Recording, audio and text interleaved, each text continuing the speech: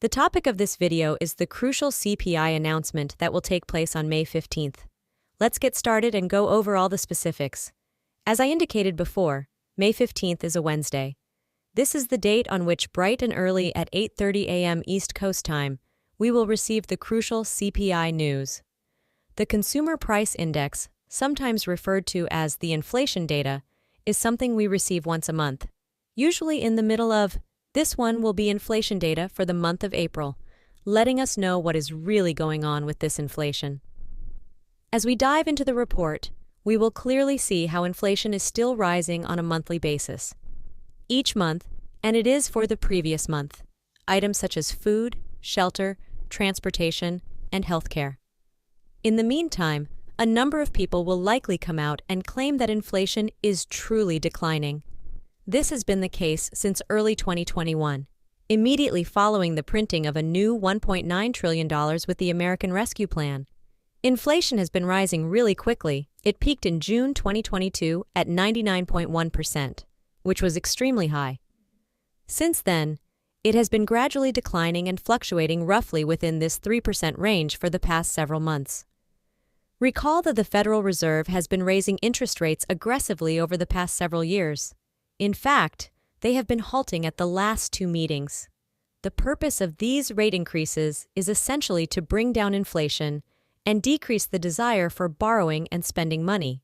That would gradually reduce inflation. As we can see, it decreased from 99.1% in June 2022 to roughly 3% at this point. They aim to reduce it to roughly 2.5% to 2.5% on the high end. So they still have a long way to go, even though it appears like there is just 1% left. It will take a very long time to pull that other 1% down. The first 6% or so was very easy for them to do. They can't lower that by just raising interest rates, but keep in mind that those rates are still quite high since the Federal Reserve is maintaining them there. Why is that significant? Considering that it means that we're all paying more money. It is extremely costly to hold any form of credit card debt or loan at this time, as you are aware, and I am too. If you have floating sums on a credit card, you should know this as well. Using a credit card. It is quite difficult to pay off credit card debt when interest rates are as high as, say, 22% or 21.5%.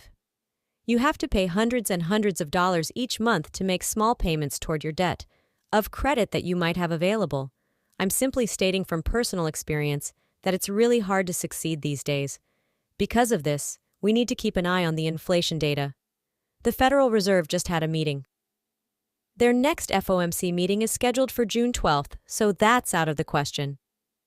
In exactly 1 month, on June 12th, they will hold their next meeting. That's correct. They had their meeting on the 1st of the month. Going to be quite significant. Therefore, the inflation data that is currently expected to be released on Wednesday will be crucial, as it will likely influence the decisions made by the Federal Reserve at its next meeting, which is scheduled to take place in around 1 month. Okay, so the inflation data is still extremely significant no matter what we say, but I want to bring this up straight now because we keep saying, oh, this inflation data is so important right now. You're right, it's vital right now, and it's a hot topic right now, particularly in light of what's happening in November. All right, but I can guarantee you this. If we witness the significant economic slowdown or recession that many are forecasting in the second half of this year, half of 2024, okay? A lot of people keep saying that the economy will have a huge crash and burn in the second half of 2024, and they're going to label it a recession. We'll have to wait and see. Although they keep saying that inflation is quite high right now, and that other crap is good, because it is still pretty high, what happens if we experience a massive economic crash and burn? We don't really know yet. Contraction. They don't worry about inflation at all, and they won't even discuss it, so I know a lot of people in the community. Please get in touch. In the comments below, there is a question about whether we will receive additional stimulus checks. Another one, how about monthly payments? $2,000, $1,000, $1,000, $400, and so on. A whole host of other stuff like this. And the point is that as of right now, there's really no need for that, so it all depends once again. You may be thinking, but wait, there's a need for it. And I completely agree with you. It all depends on the circumstances, though. They consider it from an economic perspective. You've heard me mention this in other videos numerous times. Nevertheless, even though we sit here and ask, we beg, we plead, we ask for whatever we want, and we ask for more stimulus checks or something like that, but in the end, it really doesn't matter. What matters is the state of the economy, which is how they decide whether to issue stimulus checks. In other words, even if they keep trying to convince us that the stimulus checks we received in 2020 and 2021, $1,200, $600, and $1,400, all contributed to the inflation we witnessed. I'm not aware of that, okay? Keep in mind that they printed $6 trillion over the course of a year. I'm not exactly sure how the stimulus checks, which total about $850 billion, work. I'm not sure how that will actually contribute to the inflation when there was an additional, $5.15 trillion. That wasn't explained. My point is that in the unlikely event that we witness this next, I'm not sure if $850 billion will actually generate all that inflation when there was far over $5 trillion that they really neglected to inform us about. Significant recession. Significant decline in the economy. Nobody will be concerned about inflation, and whatever has happened, or whatever we want to call it, will be history. No one will even admit that they are worried about it.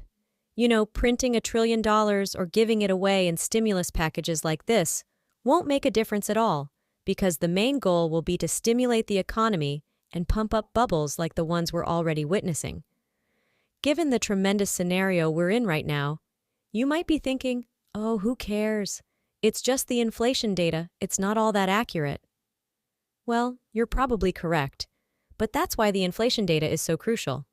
It's probably not entirely correct. In fact, you frequently see me return to these topics in different videos where I discuss the specifics of the inflation figures, and we make the point that, hey, look at that, food went up another 0.3%. That the cost of transportation, petrol, and shelter increased by 6%.